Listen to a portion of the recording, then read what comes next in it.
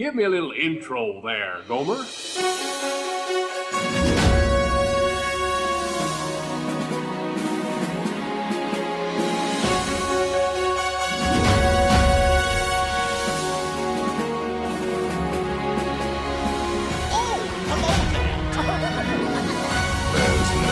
turning back now.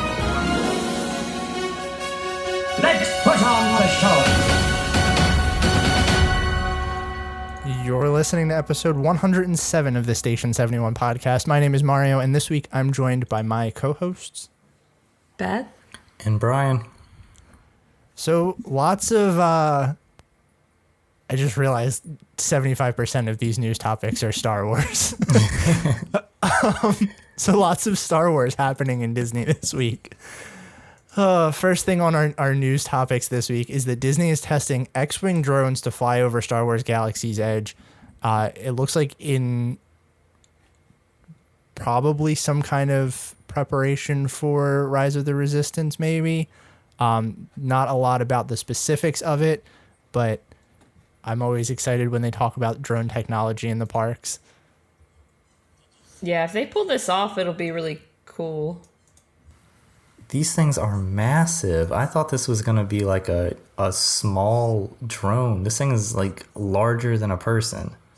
Oh, yeah. This is like almost full size.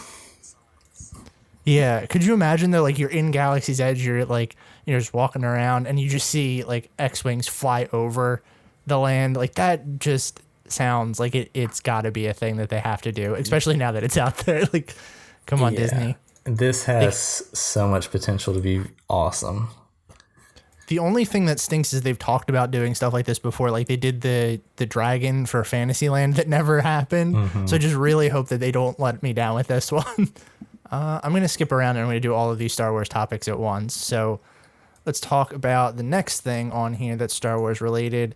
Galaxy's Edge is going to be opening a little bit earlier because of the Rise of the Resistance on December 5th. It looks like the park hours were extended from 9 a.m. to 8 a.m. and a 9 p.m. close to a 10 p.m. close. And actually, in conjunction with that, all of the other parks, it looks like, received some extended hours as well, that supposedly to handle like the crowd capacity issues that they're anticipating with this attraction. Do you guys think it's really going to need those extra hours? Oh, I mean, yeah. it didn't really for the actual opening, right? Like, everybody was saying it was much lower weights than expected. Right, but at the same time, I've always thought that this was wise, that the majority of people that really wanted to do Galaxy's Edge were going to wait for Rise of the Resistance to open. So I think there's going to be pretty huge crowds. Well, yeah, that's true. I feel There's like a bunch of people who are holding off. I feel like the staggered opening is going to help it a little bit. Like, the fact that they opened without Rise of the Resistance, maybe some people did get in and go for like Galaxy's Edge opening and they got that excitement out of the way. I feel like at the same time, it is just one attraction. Like, now Galaxy's Edge is complete. So people are probably going to be like, oh, I want to see the full completed version of Galaxy's Edge, because that's why I really wanted to wait on it. But like, at the same time, it's one attraction. I kind of wonder if, it's going to slip under in comparison from like land opening to attraction opening. Yeah, I'll definitely be watching the like wait times on December 5th. Oh, absolutely. That my phone is going to be like glued to the My Disney Experience app all day for the Rise of the Resistance wait times. If you can't be there, you got to do the next Exactly. best thing.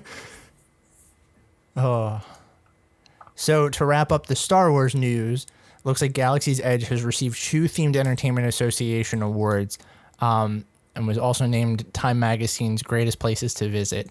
So that's exciting. Do you guys feel like it's deserving of all of the hype? I agree with half of this. The land. Yeah, same here. The land, the theming is absolutely incredible, top notch. Cast members did a great job. The Imagineers did an incredible job. But I really don't feel like Smuggler's Run is deserving of this award. That was the one that kind of struck me as odd. Like I think that the land is really neat, and I think it's really immersive from what I've seen. But the fact that Smuggler's Run won an award for what was it? It was like It says award for outstanding achievement for an attraction. which is crazy. I mean, I guess it's kind of cool because you do have a lot of control over the attraction, which hasn't really been done to this capacity before. Yeah, that is unique. And I will say the things that it says here is that the TEA cited the technology, innovative loading system, screen accurate vehicle, ultra high resolution game engine, and interactive controls. And I would definitely say, like, yes, technology's there and the loading system is very good. And that's something that Disney probably needs to do more of with these big e-tickets every time they open. But I don't know, just at least from my point of view, this was hyped up a lot and it wasn't as interactive and you didn't have as much control over it as they were really advertising it to have. Yeah, my problem is that they made an attraction that's out. I feel like most people say is outstanding for 1/3 of the people that are on it. Like, if you're a pilot, Yes. it's amazing. If you're anything else, it's fine. And I feel like that was a big, I don't know, misstep, for lack of a better term, to make the majority of the people on the ride not have that cool of an experience. I've also heard, I don't know if you guys are going to agree or disagree with this, and obviously I haven't done it, so I can't really say anything, but I've heard that, like, if you get people on this attraction that either don't care, don't know, or don't speak English, it's not an enjoyable experience because you're not having people that contribute to the attraction the way that you would, if that makes sense. And I feel like that's kind of a misstep too. Like, if you're on this attraction that everyone has to contribute and doesn't have a fail-safe like Mission Space does, and you really want the attraction experience to be like, you know, I'm an ultra competitive person, I want to go into this and I want to do the best that I can, but I do, you know, half of the party actually competes, but the other half is like, oh, I'm not going to push any of the buttons, or I'm not going to, you know, try to fly the Falcon the way that I can. It's not going to be enjoyable. Do you guys feel like that's actually valid? Yeah, especially because, like, I don't know. I feel like it was fine for me because all I had to do was press a button over and over, and so I could actually, like, watch what was going on. But I feel like, as awesome as the pilot experience is touted to be, I'm really bad at video games, and I feel like thus I would be really bad at steering this attraction. So I feel like I would just ruin the experience for everybody, not for lack of trying, just because I'm not good at that type of thing. And I think Brian was saying about Mission Space, like, there needs to be sort of a fail-safe to make it to where it's not like total wreckage if the pilots don't know what they're doing. Yeah. That should be another thing that I was thinking of too, is like they could always have the option for, like, let's say you get in the pilot's chair, or like you're with a small child and the child wants to ride but they can't reach the controls. There should be an option to flip for like autopilot or like a fail-safe. Yeah. Yeah, I agree And maybe with there that. is. Maybe they just haven't experienced not having empty seats, you know? Yeah, maybe. What were you saying, Brian? I think one of the biggest things, like kind of what y'all were saying with like the fail safes and everything, and I think it really comes back to like the biggest issue is that this attraction kind of lives and dies by the interactivity of it. And then I think that's kind of the issue, is that, you know, like y'all were saying, if you don't get the pilot's seat, it's not as much fun. And because of that, if you're in, what is it, the gunner or the engineer's seat, I think, are the other two, it's like, I don't know, like when I did it, I was an engineer, I was in the back, and it's like, it's very hard to see out of. And again, your duties are kind of just pushing buttons, which is fine. It's nice to have there be some interactivity to it. But at the same time, is like, first and foremost, I want this to be a ride. I want to be able to see better where I'm going. I want it to, like, you know, feel the motion better. And at that point, it's like, I would honestly rather just ride Star Tours because it is better at doing those things. Yeah. That's interesting. Yeah, I don't know how they could rectify it where it's, I don't know, a better overall experience while still keeping the interactivity. Other than the kind of fail-safe thing that we were discussing. Yeah, because like I'm not gonna lie, I was very excited about the interactivity. I think it's a great thing to bring to the attractions. But when I actually did it, I was, the whole time I was just saying it's like it's nice, it's cool, but I would rather have a better ride, even if that meant no interactivity. Yeah, I agree with that. But the better ride's coming. Rise of the Resistance will be here sooner. True. Yes. And the land will actually be complete. We will see. Hopefully that one lives up to the hype. Hopefully. So last news topic on here. With the release of Frozen 2 being technically today, at the time that we're recording this, not that the episode is released, Anna and Elsa have debuted new costumes across Disney property. I don't know if you guys want to go into the backlash about some of this, or if we should not, because it's minor spoilers. I mean, saying that they got new outfits is not a spoiler to me. Disney is a company. They want to sell new Barbies and new costumes to little kids. They're gonna have new cool costumes for the movie. Yeah. I could understand, and obviously, like you said, one of the things that we saw was kind of spoilery, but just the costumes themselves, that's not a spoiler to me. Yeah, I think I've been arguing this all day. When it comes down to what is and isn't a spoiler, I think that's totally subjective anymore. Like, I think half the fun of watching a movie is speculating based on what you know. The fact that there are people out there that go out of their way to not watch any trailers because they think they're going to spoil them is a little ridiculous. But at the same time, like, there are things in there that do give away little minor things that happen in the movie, but at the same time, one, I think you'd only know that if you saw the movie, and two, it has no impact on the actual storyline of the movie. Mm-hmm. So that's my biggest takeaway from it all, is without giving anything away, I think for it to be necessarily an actual spoiler, it needs to ruin the experience for me. And even if I hadn't seen the movie, I don't think this would do that. Well, No, here's what I'm going to say, because I saw the pictures and I have not seen the movie yet, and I didn't feel like anything was spoiled for me.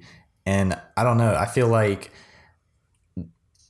again, I'm kind of just like coming out of nowhere from this because I haven't seen this. I don't know what this is supposed to be spoiling, but at the same time, I feel like if something has changed with their appearance that is somewhat important to the story, then yeah, the costumes need to change immediately, I would think, because how many people went and saw this the first day, and then you're going to have, some kid go to meet Anna and Elsa and be excited, and now the costume doesn't match up, with the canon of the story. I don't know, but like, I feel like they're doing the right thing by changing this immediately.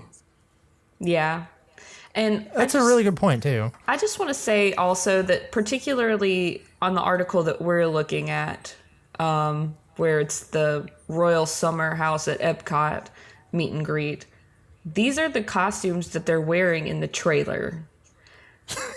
So yeah, it is. That to me in itself makes it not a spoiler. And I know that you said there are people who don't watch the trailers because they don't want the movie to be spoiled. I just want to throw out there that if a trailer spoils a movie, it's probably not really a good movie anyway. Well, or if somebody is that, set on not being spoiled, they ain't gonna go meet Anna and Elsa before they see the movie. So I don't see the issue with this. Yeah. Well, that begs a question too. Like, what do you guys consider a spoiler? Like, where do you draw the line with something that's spoilery and something that's not spoilery? I think if it doesn't take away either a twist or a big reveal in the movie that is gonna make my enjoyment of the movie less, then it's not a spoiler. Like you said, it's the same thing as a trailer for the movie. They have to show some of the stuff in order to get people excited about it. They have to, get something out there. So That's where I would draw the line. Yeah. I 100% agree with that. I would agree. And also, I'm the type of person that I hate spoilers with a fiery passion.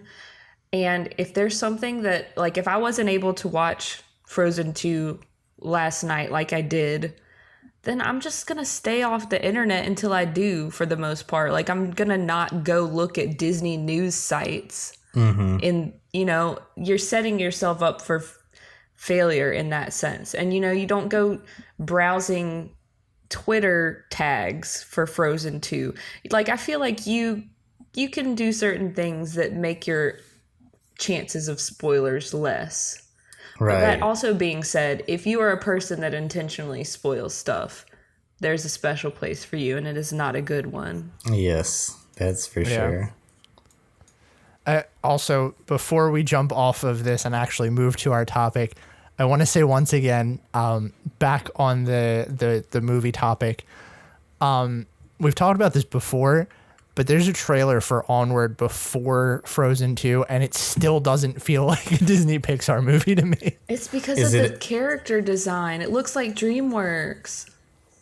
Even the story of it feels like such a DreamWorks movie to me, and I don't know why. I don't know. Is it a new trailer? Yes. Yeah, it's a new trailer. Okay. It tells you more about like what the actual movie is about. And that's the thing, like the plot of the movie still doesn't feel like a Disney movie to me, and I don't know why. Like I can't pinpoint exactly what it is besides from the character design, because that's definitely it.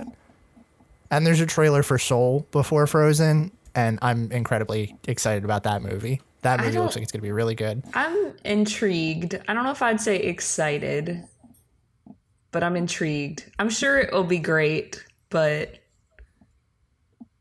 I don't know. There was one part that I didn't. I was like, what's happening? I think you probably know, if you've seen the trailer, what I'm talking about, because they didn't explain it at all.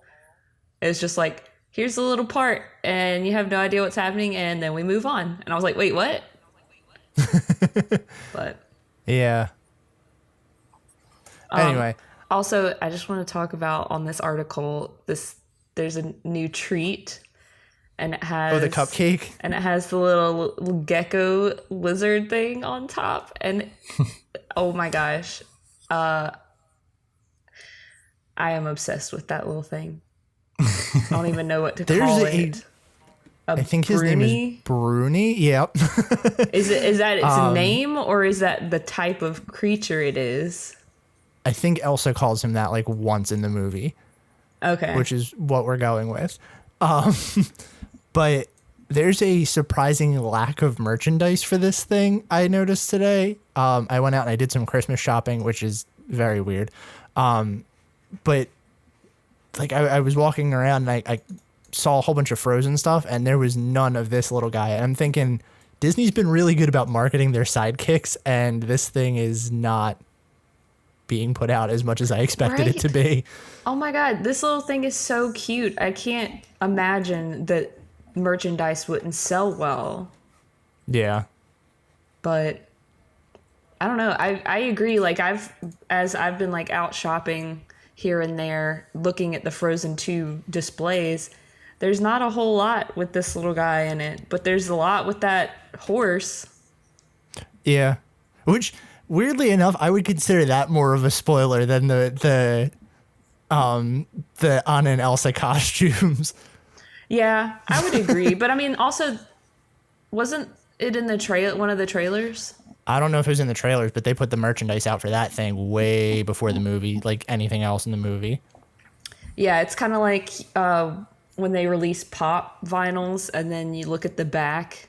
Yeah. Like, and it's like, wait a minute. Like, I remember that happened with with Captain America Civil War. Like, we picked up one of the pops and we looked at the back, and there was one that said Giant Man, and it was Ant-Man. And I was like, wow, spoiler. Like, what? Yeah. So I feel like there's a way to do it that you don't have to spoil stuff. And I feel like they've done okay with that and the horse. It's just Yeah. it just looks kind of like a generic thing. And with Disney these days, you never really know, because I thought Pua it was going to be a big part of Moana, and then he's in it for like 5 minutes based on the merchandising. But Just enough to get the merchandise out. That's my point with this Bruni thing. Like, Pua was everywhere. Yeah, I don't think this one that's even a has really good point. I don't think this one even has a pop vinyl. Like, oh no, correction. He comes with one of the Elsa pop vinyls. Aw, cool. Maybe they'll hear people getting really excited about him and be like, okay, let's get some stuff out. Yeah, that's what I think is going to happen. They're going to, after like all the Frozen hype starts to dwindle down a little bit more, they'll start putting more merchandise like that out. So, housekeeping thing that we've got in here. Looks like a message from one of our listeners came through this week or last week. And it says, I was just listening to the Disney Deaths episode and heard about the monorail crash and thought it was super interesting. I remember going to WDW when I was 4 or 5 and getting to ride up front a few times. And then after all the years after they discontinued it, I visited Disneyland for the first time this past summer, and they still let families sit up front. I wonder why it's different there, which is a little bit of a paraphrased message from our listener, Brianna. And that's very interesting. I did not know that they let people ride up front in the monorails at Disneyland still. I've never been to Disneyland, but I would guess it's because it's more of a ride at Disneyland, right? It's not really a transportation. So I would imagine like it's it doesn't kind of on a take set you system. from place. Yeah, that's what I was gonna say. Is that it's like it's not as much of a novelty there, I think, because I didn't ride it when I went to Disneyland, but it looked to me that it just goes around the park kind of like the train at Magic Kingdom. But I feel like the train is probably the best comparison to it. And I think there maybe is a stop at one of the hotels, but it's definitely not as much of a production as the one at Magic Kingdom is. So maybe it's just like less people. And also the fact that it's mostly locals, so maybe they don't care as much about that experience. I wonder if it also has anything to do with the track layout, like how the monorails run on the track layout in Disneyland. If there's like do they run 2 of them at the same time, or is it just like one that goes around in a loop and it's far enough away from another one that it wouldn't cause a crash like this? Because wasn't that the issue, is that there was like almost a head-on collision with the 2 of them? Or was it, am I thinking about something different? Either that or it rear-ended one. Yeah, I think it ran to the back of the other one. Okay, well still, I mean, either way, if they time it out far enough on a track like that, I'm sure it probably would be a little bit easier to figure out, avoiding collisions. I don't know. Maybe I'm just overthinking it because Disneyland's a little bit smaller. And it's small enough to maybe they only have one monorail. Maybe. So then they don't We are even not a have to worry Disneyland about podcast. Yeah. So true. I do not have that answer for you. But thanks for letting us know that, Brianna. Yes, that is very interesting though. I'm as much as we are not a Disneyland podcast, it's still interesting to hear when they do things like vastly different from us. Right. Oh. So this week we are going to continue our around the world tour of World Showcase and talk about some of the other pavilions. We'll see how many we get through because we're already like way over on our news time. So last week we left off headed into Germany, and I think this was probably a good choice to start this week's show off with that. Mm-hmm. This is this is definitely up there as far as my top of the list for pavilions. Mexico still has number 1, but Germany I think is close second for me. It's definitely top 3 for me. Mm-hmm. So let's start with the food, since that's the first thing we've got on here with Biergarten. And I'm assuming I'm not the only one that's done this. I know we said that I'm the one that does sit downs in World Showcase a lot. I have done Biergarten, and I love it. I think it's a great restaurant. It's definitely not for the socially awkward. Oh no.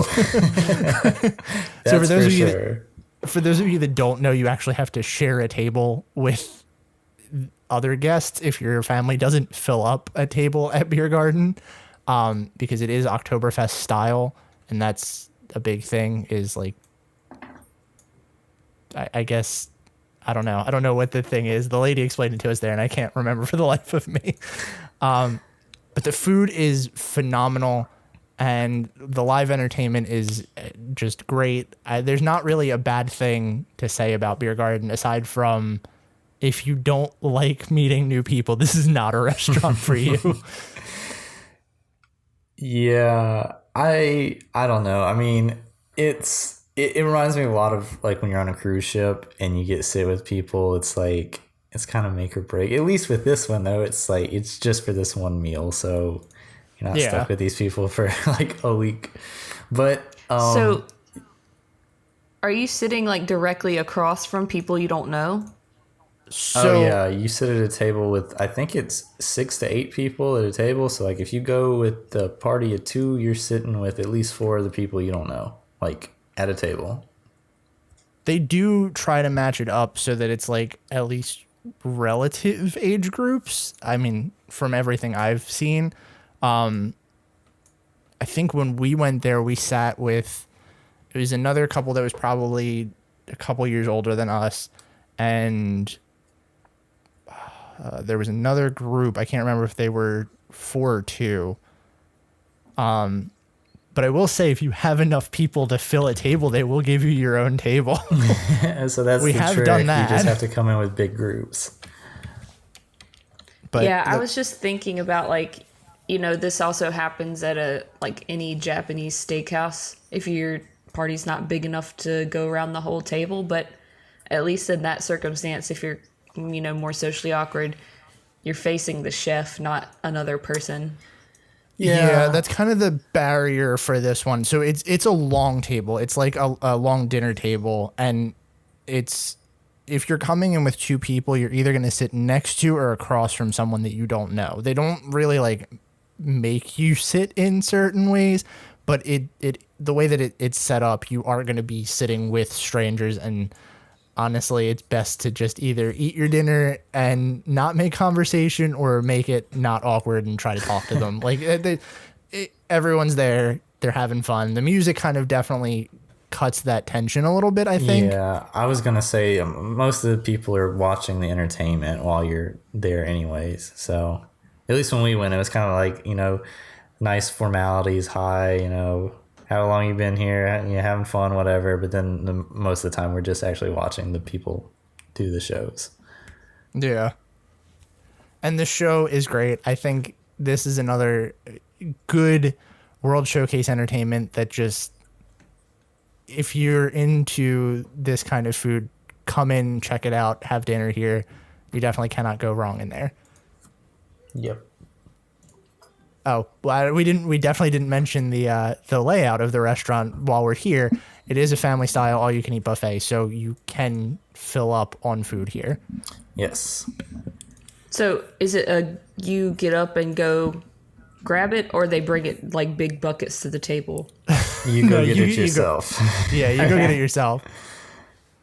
And then there's also the Summerfest quick service restaurant, which is okay. I think if you're eating here, you want to go to Biergarten. Mm-hmm.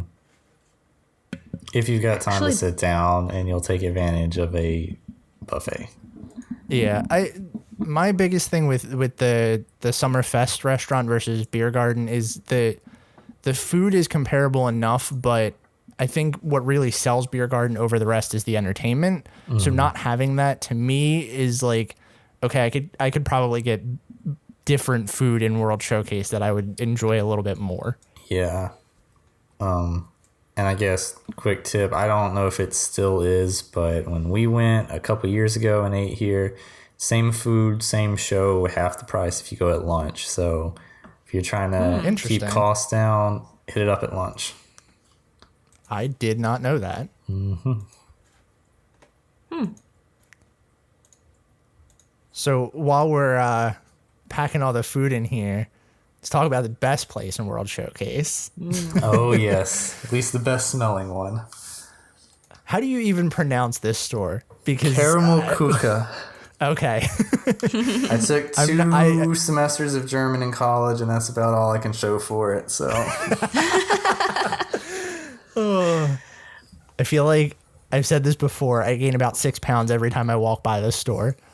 yes, it is. I don't know. I don't even like caramels that much. I mean, I like them somewhat, but it's just the smell. As soon as I walk by, I just like immediately like, okay, I gotta go in there and buy something now. So definitely the wafting smells out the door is doing wonders for their sales, I'm sure. I just went on Google to type in this store and look at like some of the stuff that they have, because I feel like every time we go, we get like a bag of popcorn or something, like a brownie or something. And it pulled up a picture of the glass container with all the the treats and stuff in it, and my stomach just growled. So what is your favorite thing to get here? I don't think I've tried enough different things to have a favorite. There's Same. so many choices. I know almost everyone goes for the popcorn, which of course is very, very good, and it's great to just have and throw in the bag as a snack as you're walking around World Showcase. Yeah, you really can't go wrong with the popcorn. I think I got a cupcake here that was really good. That looks familiar. I will say, I think like not well-known treat that is really, really good here is they have a caramel apple cookie, which sounds kind of interesting, but it is one of the best things I think I've had at Disney. Interesting. A lot of these can be used for snack credits too if you were on the dining plan. So this is probably one of the best spots to burn your snack credits at.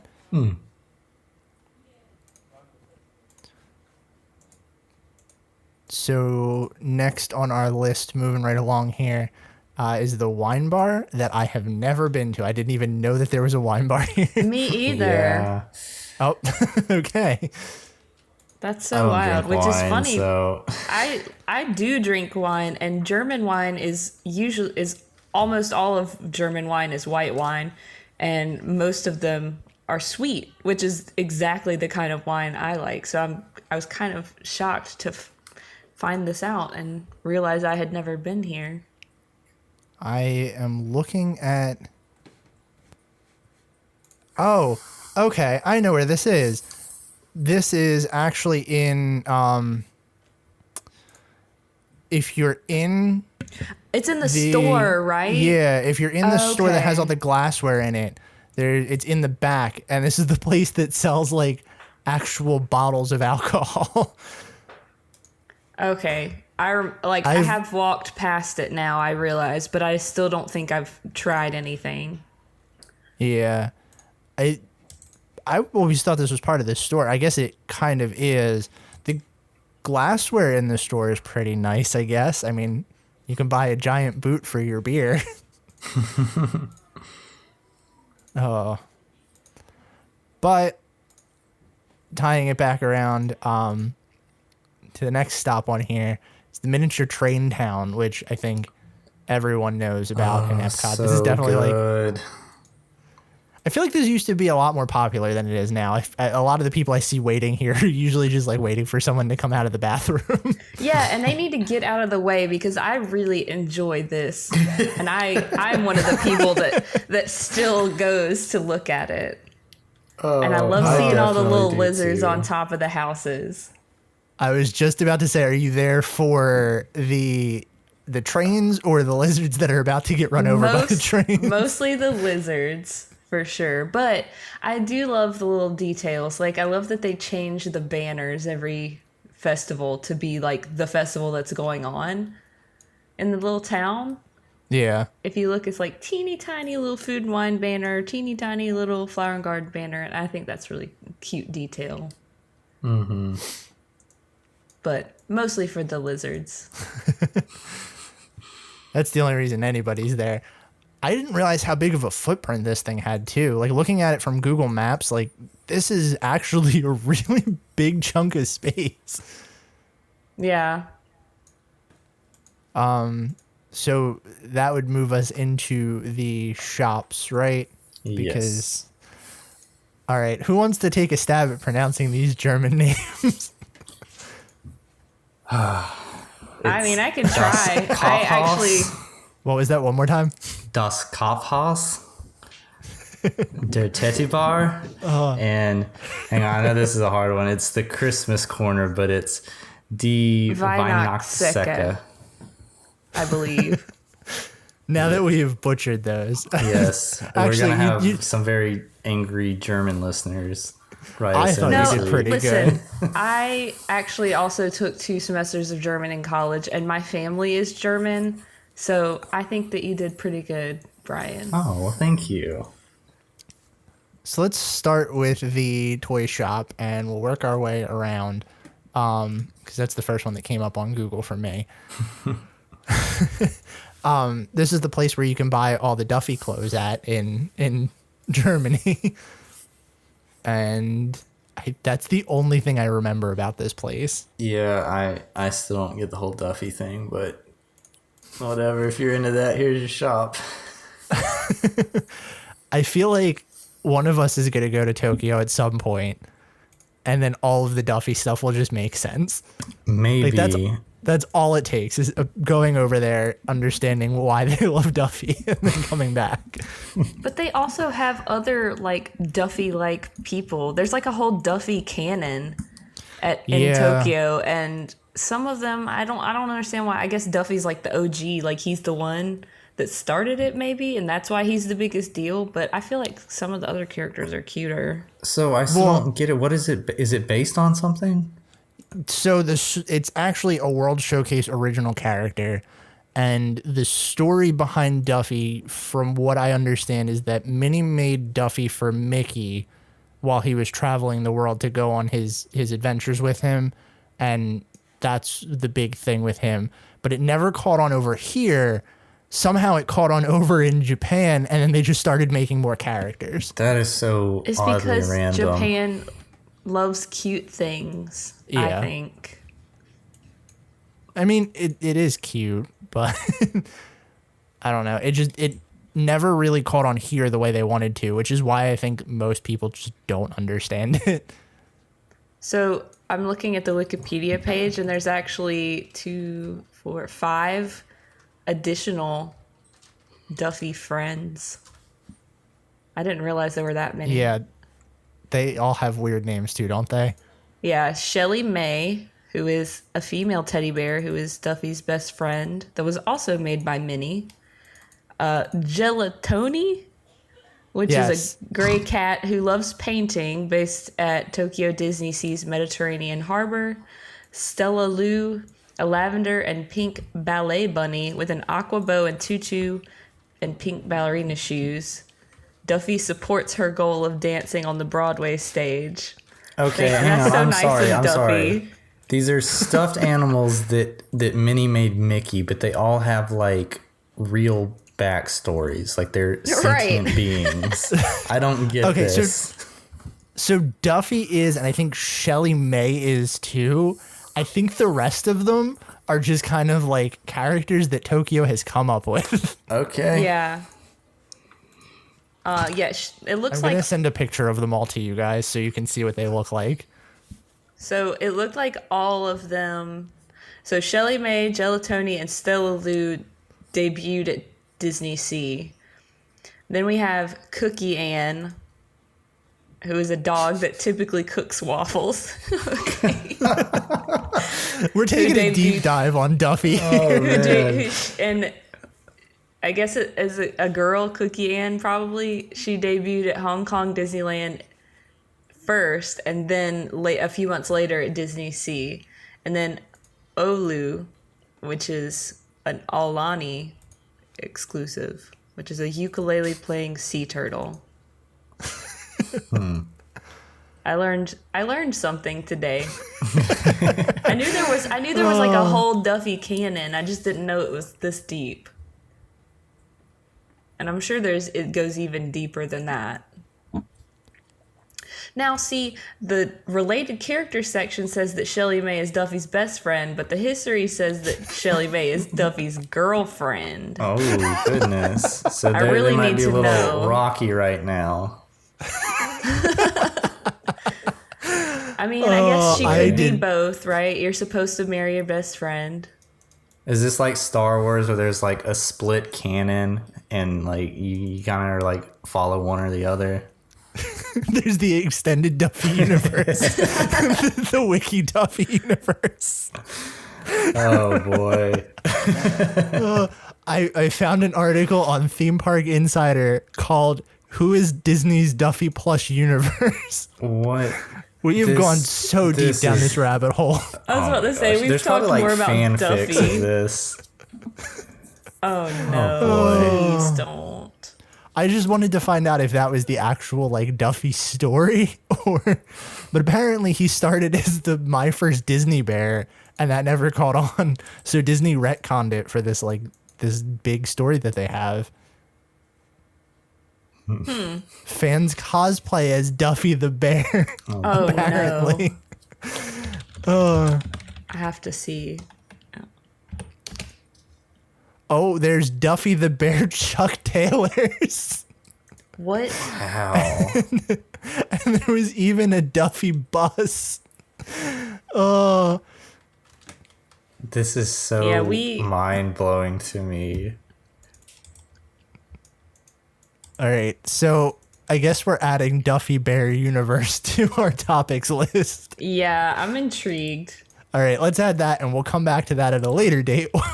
Let's the finish up some of these stories. DPU, the Duffy plush universe. Oh my gosh. Wow. Okay, so let's talk about Cox and Crafts Store. This one's really cool. I would probably never spend the money to buy one of these things, but it's very cool to come in there and look at them. Yeah, that's how I feel about most places in World Showcase. I like the way that they look, but I don't think I would pay the money to take it home with me. Yeah. I'm looking at the merchandise that is also listed in here. Apparently, they have a lot of grumpy stuff in here as well. Yeah. I don't know why they focus so hard on Snow White when Rapunzel is also from Germany. But whatever. Yeah, I don't know. I would rather them focus on Rapunzel, but you know. Hey, Rapunzel gets screwed over out of a lot of stuff. Mm-hmm. But speaking of expensive merchandise, we have what is so lovely translated in Google Translate as the department store. Where you can buy. I think it literally means, like, if you translate it literally, it means money house or like shopping house. Because I know house is house, but I'm pretty sure Kauf is to shop or to pay for. Yeah, to buy, I think it is. So Yeah, something like that. I love how German works like that. Like everything is just a compound word that is literal. Right. This is the place where you can buy all those authentic German shirts. Get you some lederhosen if you want to be real does authentic.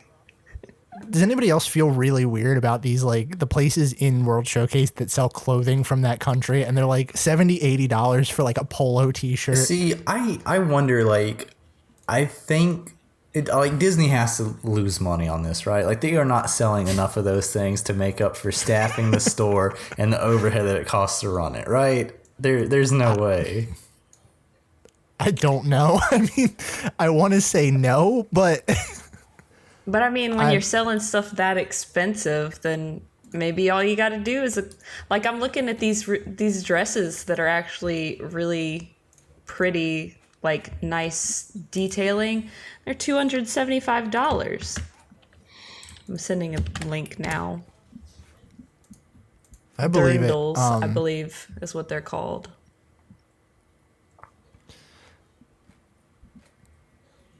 But yeah, I just can't. I mean, I don't know. I find it interesting. I would like to know the type of person that goes to Epcot and buys lederhosen. I want to meet that person. If you don't want to spend the money to do that, you could buy these shirts that have a headless Mickey and Minnie on them that say Germany under them. What? Scroll down in the article you sent. It's right like before your the head plush. Oh, is it's the like Mickey. your head is the head. Yeah. Okay. I feel like that's where they do the business in these stores because they also sell like the little shot glasses, the coffee mugs, Beer steins. T-shirts and stuff. Yeah, like that's probably where they make up the money for it. It's Yeah. probably just a really small footprint that you get like one or two people to buy every so often. But I'm sure someone does buy it. I'm sure that there's some weird dad out there that's bought like a full outfit to go to Biergarten in from the German. Oh my god, I would love to see that. Oh, Do they wear those costumes in Biergarten? yes. I think that all the costumes in the Germany pavilion are all the same, aren't they? I think so. It's funny because like no one in Germany actually wears these. I mean, They do maybe at for like Oktoberfest, right? Oktoberfest, yeah, but like Well, that's I guess that's the point. yeah, that's the whole theme of Biergarten is that it's like a one big Oktoberfest.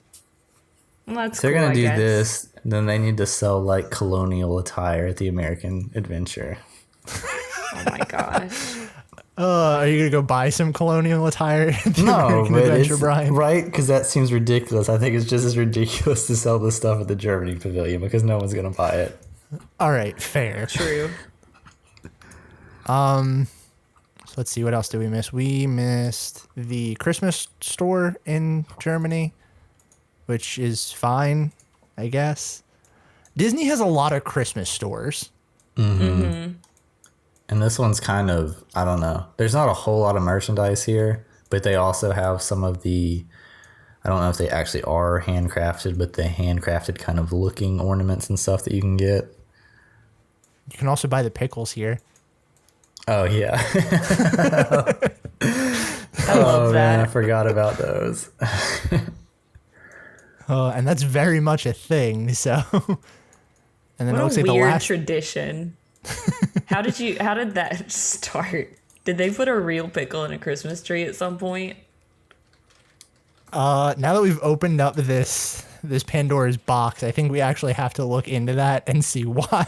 Who would have thought the Germany pavilion would like lead us down all these rabbit holes? Honestly, I think we're Right? only going to get through the Germany pavilion today. I'm looking at the time on my clock and we've hit 52 minutes. Oh my gosh. Okay, here's one All right. version of the pickle legend. A very old Christmas Eve tradition in Germany was to hide a pickle ornament deep in the branches of the family Christmas tree. The parents hung the pickle last after all other ornaments were in place. In the morning, they knew the most observant child would receive an extra gift from St. Nicholas. The first adult who finds the pickle traditionally gets good luck for the whole year. But when I read that and it said hide a pickle ornament deep in the branches, the ornament part was in like parentheses. So I'm thinking it actually did start with a pickle. All right. So bizarre. We're learning stuff all over the place here today. It's been one of our most educational podcasts. I love how there's always like different stories with this, but I opened another website called whychristmas.com. And there's a whole section about weird, Christmas things. And the Christmas pickle has a section on here that says that the other story is linked to St. Nicholas. It's a medieval tale of two Spanish boys traveling home from a boarding school for the holidays. When they stopped at an inn for the night, the evil innkeeper killed the boys and put them in a pickle what? barrel. And apparently that evening, St. Nicholas stopped at the same inn, found the boys in the pickle barrel, and maliciously brought them back to life. Why is Christmas so weird? Maliciously? Jeez. Yeah, wait, why is that malicious? I don't know. I'm so this is like one of those old Brothers Grimm fairy tales that like makes no sense at the end, and then it's just like awful.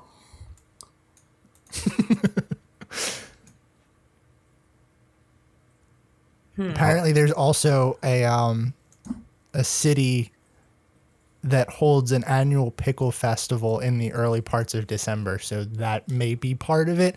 I don't know. This is a very weird episode. Yeah, wow, we have come off the rails. Pickle, man. Pickles are gross. So the last thing in our Germany pavilion tour is the Snow White meet and greet,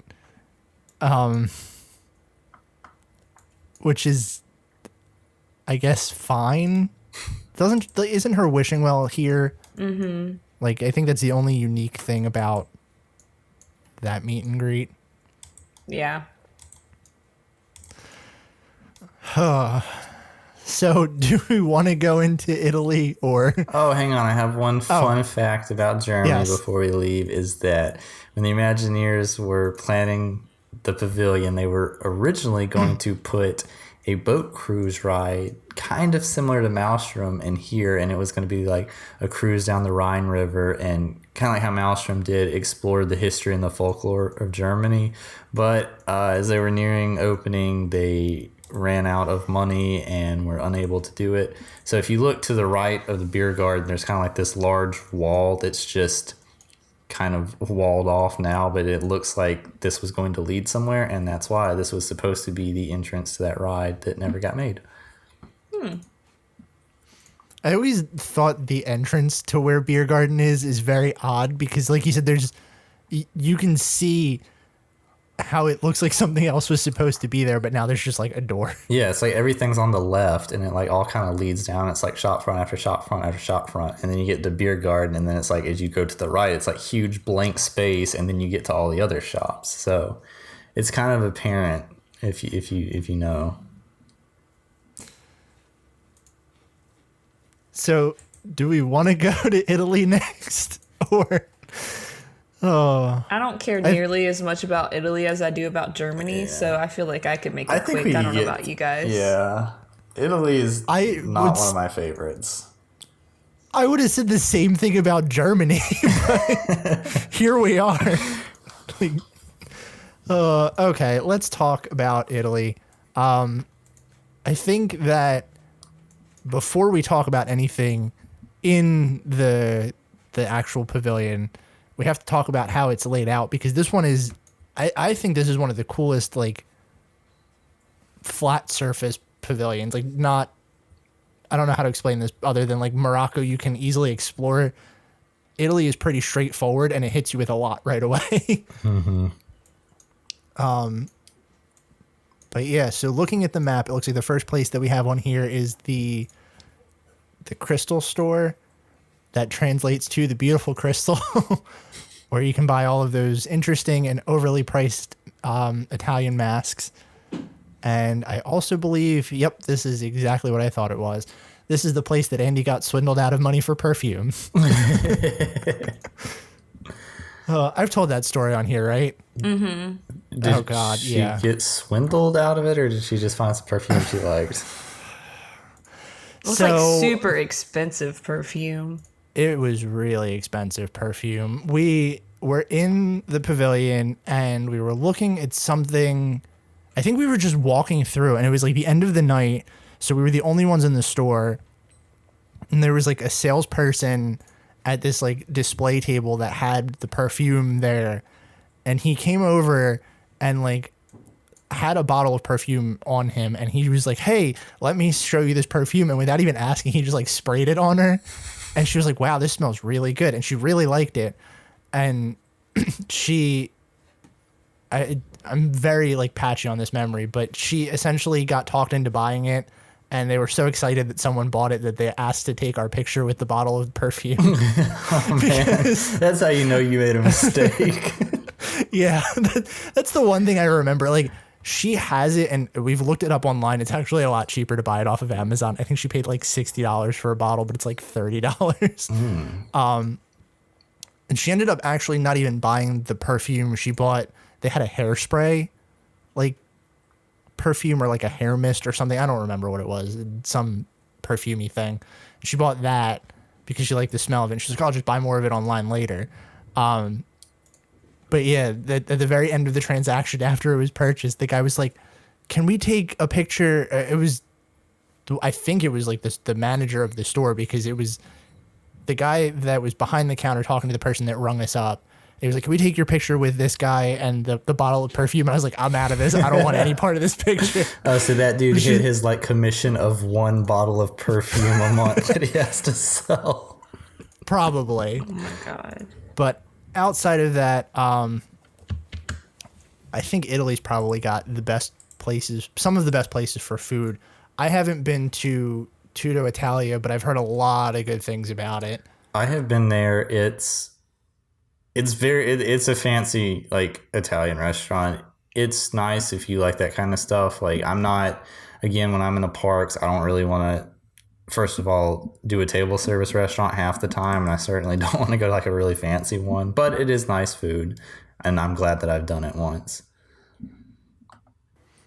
Yeah, I've heard that about this place, and I'm intrigued. I think I would like to try this at some point. But I've also heard it's like fancier food. I don't know. Yeah, it's like very Italian. It's not like you're going to like an Olive Garden or Carrabba's or something. It is like I did not recognize the majority of what it was, and luckily my aunt speaks Italian and was able to help translate some of this stuff and show us what was what, so that was helpful. I would have been very out of place if I'd gone here without her.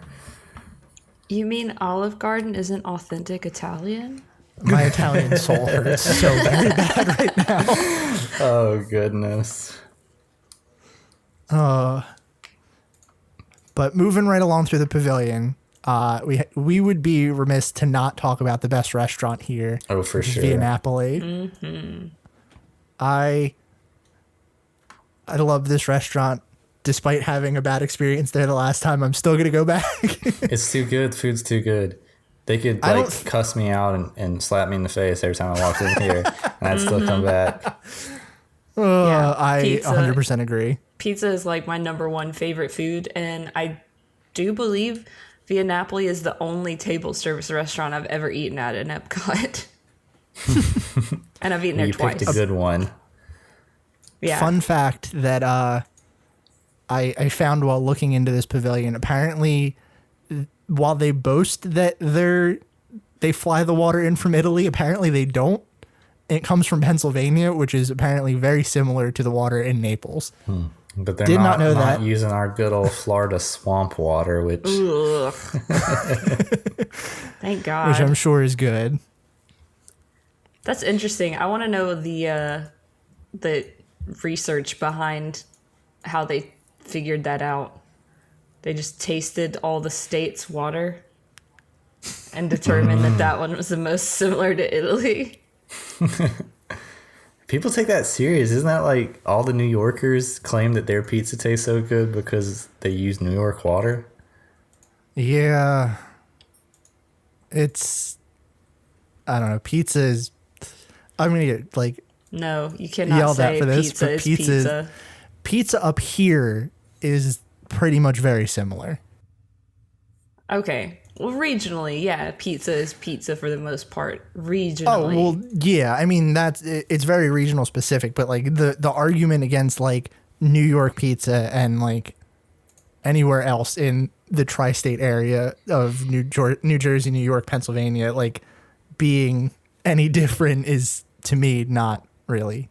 I don't know. I don't see a difference.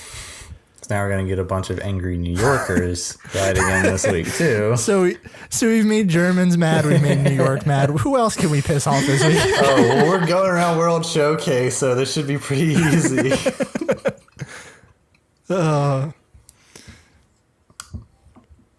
Okay, let's see. What else do we have on this list? So there's the wine cellar in here. which is, I am not going to pronounce any of these names. I am so sorry. But I have stopped at this one. I have not done the one in Germany, and it was okay. Aren't you Italian? I You am. just said. You're not even going to try? Nope, not even going to try, because I am going to butcher it. So that's that's that. Wow. Your ancestors would not be pleased with you, Mario. Oh, I'm sure.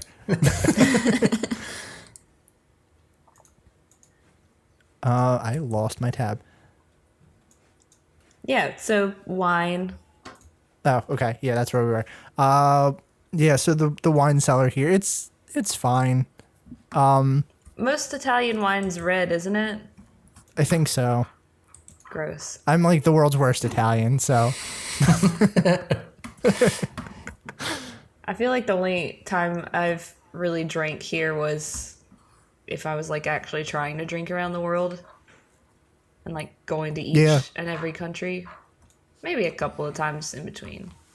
Oh, but Moscato is Italian, isn't it? Sounds I Italian. think so. I told you I'm the world's worst Italian. Yes, it is Italian. And I love Moscato. Okay. So there you go. There's my positive spin. I just realized that the Kid Cot Fun Stop is attached to the wine cellar. Is it? Yeah. Give the kids something to do while the parents go drink. Right. The wine cellar is in the front of the pavilion, like right when you first walk in. If you're looking down the like the trail that's right there, it's going to be on your right. And then if you go back, there's like two little attachments to it. I'm pretty sure the wine bar is the part that's right next to the Kid Cot Fun Stop, and the Kid Cot Fun Stop is attached to the very back of that building. Here, I mean, I guess it makes sense. I'll send you the Google Maps link, and you guys can tell me if I'm wrong. Yep. Looks right to me. I don't know how I never realized this before, but that's good planning on Disney's part. Like you said, let the kids do something while the parents go drink. Now, there's two different wine bars, right? I think this one is one, and then there's another one that's further back. I think the one further back is the one that's called like the wine cellar. Yes. Well, no, the wine cellar is attached to Tutto Italio, isn't it? Oh no, it's Tutto Gusto is the wine cellar that's in here. And I think that is, like you said, yeah, it's in the back. right. It's beside Tutto Italia. I've never been in. But the wine or Tutto Gusto sells like little things too. Like they have like cheeses and stuff that you can get. So that's, I mean, it is a wine bar, but it's not just a wine bar. Oh my gosh. Y'all, look at this. I hope that it goes to the spot that I was just looking at. Look at that soccer ball or volleyball. It's about to wipe that kid out. I love Google Maps. Yeah. I like that the one that Mario sent was in the middle of one of Sergio's performances. Was it really? Yeah, if you pan around, you can see his little rope outline awesome. area. Yep. So I guess we should talk about Sergio because we kind of missed him. Oh my gosh, he doesn't have a crowd in this photo. That makes me so sad. He usually doesn't. Really? Every time I've seen him, he does. I feel like every time I've seen him, he has not had a crowd. Well, he deserves a crowd because he's the best streetmosphere. He is really good. So if you haven't seen Sergio and you don't know who he is, he's like the mime in the Italy pavilion that juggles everything. Yes. I think that's the most accurate way to explain that show. He's just so funny. Like, he doesn't even, all he does is like blow his little whistle and doesn't even have any actual dialogue, and he still manages to make it like comedic. Mm-hmm. I love that. And it's the one guy. It has to be. Unless they're like quintuplets or something and they take different shifts. It's always the same exact guy. Which is impressive to me. That he's there like every day. Multiple times a day. Yeah.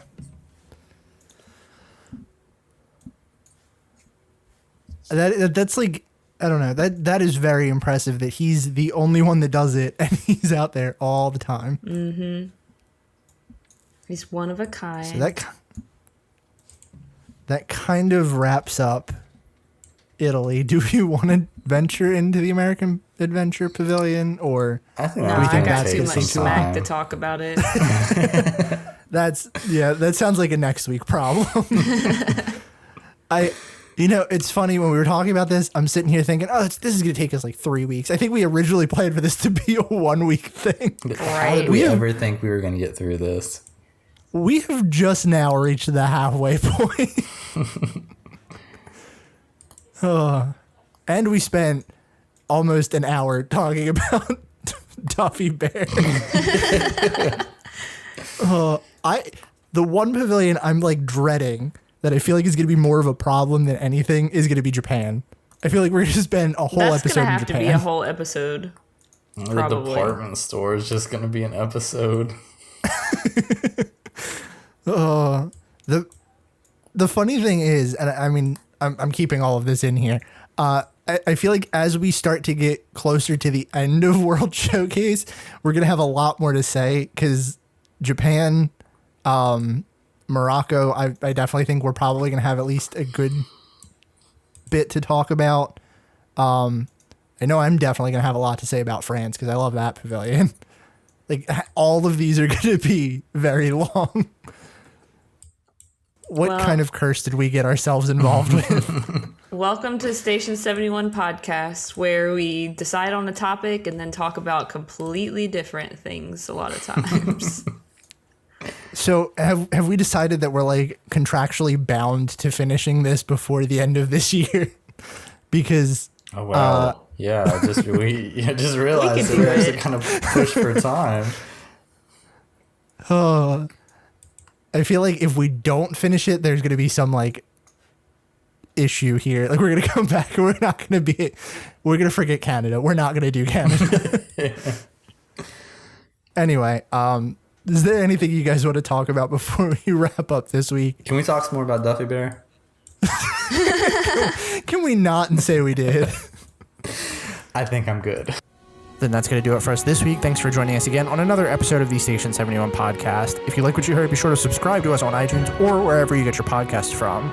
For full show notes and other Disney content, you can find us on our website at station71podcast.com, Twitter at station71pod, facebook.com/station71pod, and Instagram at station71podcast. Be sure to join our Discord channel for some more in-depth Disney discussion at bit.ly/s71chat. We hope you enjoyed your ride, and we'll see you real soon. Please stand clear of the doors. Por favor, manténganse alejado de las puertas.